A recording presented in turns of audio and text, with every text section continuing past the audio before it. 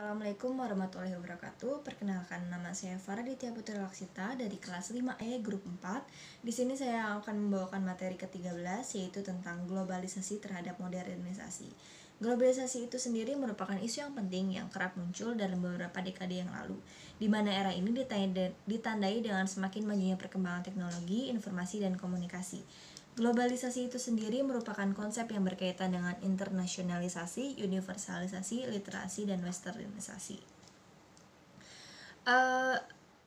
Globalisasi dapat dikelompokkan menjadi 3 besar, yaitu hyperglobalis atau mendefinisikan globalisasi sebagai sejarah baru di kehidupan manusia di mana negara tradisional telah menjadi tidak relevan lagi dan berubah menjadi unit-unit bisnis dalam sebuah ekonomi global. Dikutip dari Winarno 2007, poin ke-11. Tapi kenyataannya, globalisasi ini tidak sepenuhnya berupa fenomena ekonomi, tetapi juga termasuk di dalamnya yaitu fenomena politik, serta fenomena budaya di mana di dalamnya fenomena politik berawal dari internasionalisasi pasar tradisional menjadi pembangunan model yang baru yang menekankan kepada perdagangan, teknologi, dan pertukaran kebudayaan. Menurut Hoffman tahun 2007, poin ke-63. Selain itu ada 3 faktor yang saling berkoindensi dalam menopang globalisasi ekonomi dan perdagangan dunia, di mana revolusi di bidang teknologi komunikasi semakin rendah biaya transportasinya dan muncullah ideologi liberal.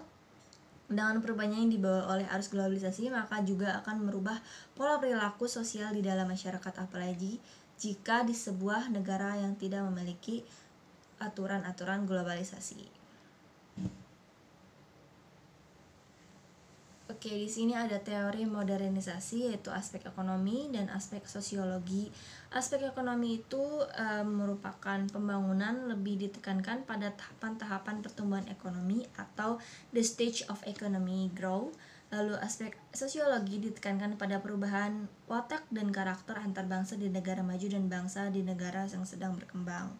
Lalu timbul skala prioritas, manakah yang didahulukan pembangunan karakter atau pertumbuhan ekonomi. Lalu ada pula teori imperialisme, yaitu pendapat dari Proudhon yang mengatakan bahwa kemiskinan dan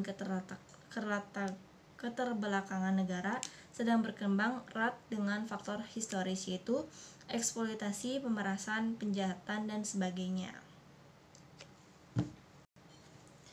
Lalu selanjutnya ada modernisasi dan globalisasi struktur masyarakat Indonesia.